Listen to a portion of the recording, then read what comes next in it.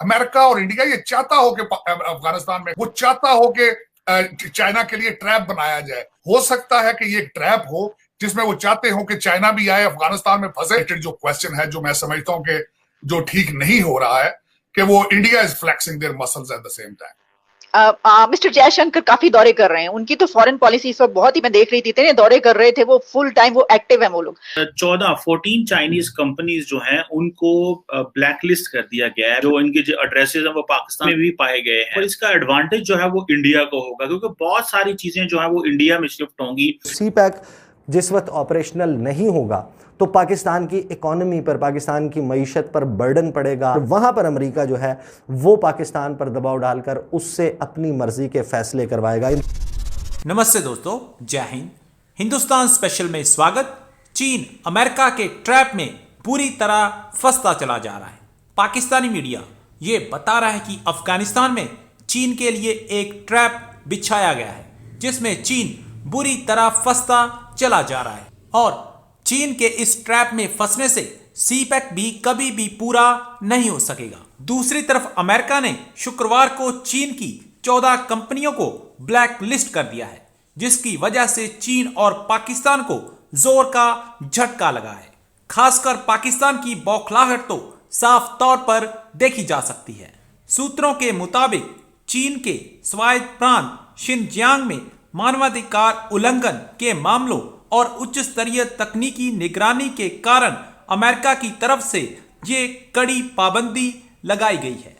आज की वीडियो में पाकिस्तानी मीडिया ने और क्या कहा, so guys let's start this very interesting video.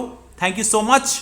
यहां मैं ये अर्ज जरूर करना चाहूंगा कि इस वक्त अभी तक अमेरिका की सैटेलाइट पे सुप्रीमेसी है। वहां पे चिड़िया नहीं उड़ सकती अफगानिस्तान जब तक इनको इल्म ना हो सैटेलाइट पे। ये सारा कुछ देख रहे हैं बाइडेन एडमिनिस्ट्रेशन। ये कई दफा कह चुके हैं कि in case if that happens we will come back. और अच्छा, एक यहाँ पे ये भी मैं आपके देखने वालों को बताना चाहूंगा, एक सिनेरियो यहाँ पे ये भी है।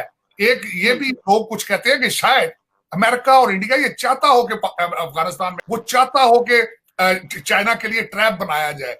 चाइना की देखिए तरक्की की सबसे बड़ा सीक्रेट ये है कि आज तक वो किसी वार में नहीं फंसे। वो आज तक उन्होंने आर्मामेंट्स पे या अपनी आर्मी को इतना स्ट्रॉन्ग नहीं किया। सारे अपने एसेट्स, अपने सारी ताकत इकोनॉमी पे लगाई।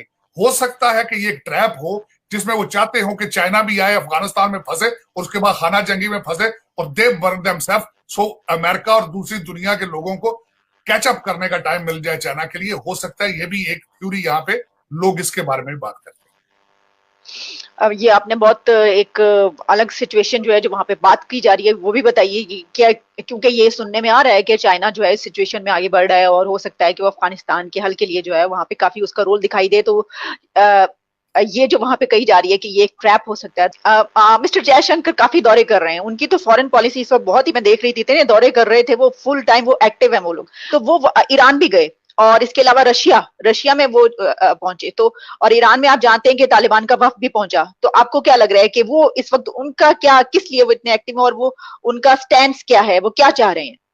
उनका स्टैंड जो है, जयशंकर साहब को I know him very well. वो यहाँ पे इंडियन एम्बेसडर रह के गए हैं, मैं आई नो हिज कैपेसिटीज। लेकिन एक जो इसमें जो मैं बल्कि आपसे अगला इसी इंटर रिलेटेड जो क्वेश्चन है जो मैं समझता हूँ कि जो ठीक नहीं हो रहा है कि वो India is flexing their muscles at the same time. मुझे उन पे अफसोस नहीं है। मुझे अफसोस है अपने मुल्तान वाले जो हमारे फॉरेन मिनिस्टर है, उनको चाहिए मुल्तान से निकले और पाकिस्तान को रिप्रेजेंट करें। वो मुल्तान पे अभी बैठे हैं। उसकी वजह ये है कि आप देखें जयशंकर साहब गए वेरी वाइज उनकी तरफ से कि तालिबान के साथ रिलेशनशिप एस्टेब्लिश कर रहे हैं, वो आगे अपने फ्यूचर की बातें कर रहे हैं।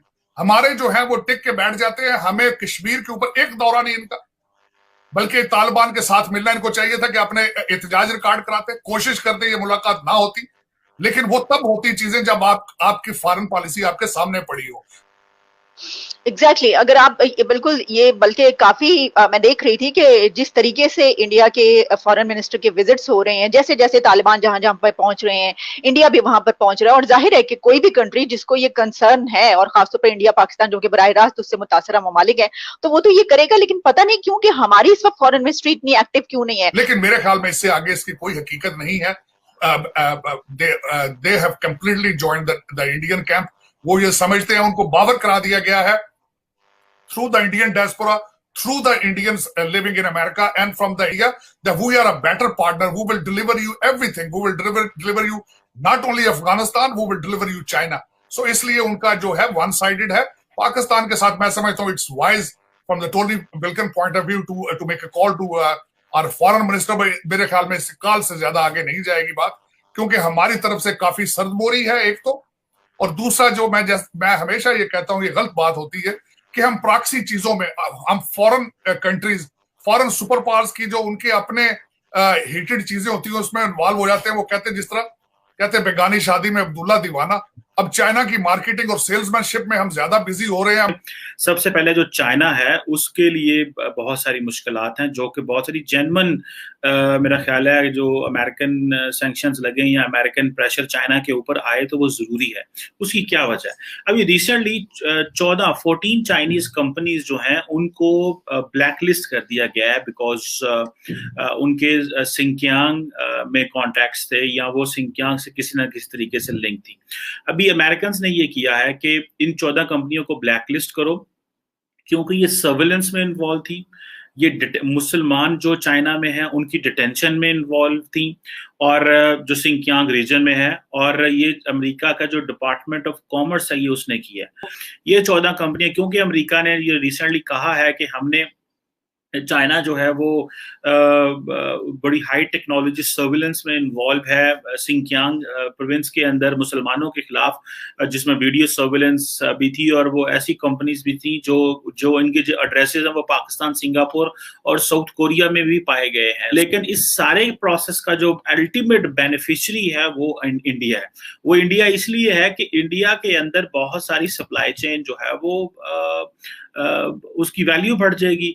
अब आप देखेंगे ये आप बहुत सारे लोगों का तो कहना यह है कि रेवोल्यूशन आएगा, इतना बड़ा रेवोल्यूशन आएगा कि इंडिया के अंदर लेबर मौजूद है, आईटी का इंफ्रास्ट्रक्चर मौजूद है, जिसकी वजह से जैसे बेंगलोर और बहुत सारे और एरियाज हैं जहां से जो बाहर की कंपनीज हैं जब वो कांटेक्ट करेंगी, लेबर चीप होने की वजह से इंडिया को काफी ज्यादा जो है वो फायदे हैं. तो चाइना के बारे में जो एक एनवायरनमेंट बनाया जा रहा है वो, क्योंकि वहां पे ट्रांसपेरेंसी नहीं है, वहां पे अकाउंटेबिलिटी नहीं है, पावर बड़ी सेंट्रलाइज्ड है, तो ये चीजें तो होंगी, इसका नुकसान तो होगा. CPEC जिस वक्त ऑपरेशनल नहीं होगा तो पाकिस्तान की इकॉनमी पर, पाकिस्तान की मईशत पर बर्डन पड़ेगा, दबाव बढ़ेगा, और उस दबाव को पूरा करने के लिए पाकिस्तान को, ज़ाहिर आपको मालूम है कि IMF की ज़रूरत पड़ती है, पाकिस्तान को मुख्तलिफ जो बैनुल-अक़वामी मालियाती इदारे हैं उनकी ज़रूरत पड़ती है, जिन पर अमरीका का असर व रसूख है, और फिर वहाँ पर अमरीका जो है वो पाकिस्तान पर दबाव डालकर उससे अपनी मर्ज़ी के फ़ैसले करवाएगा.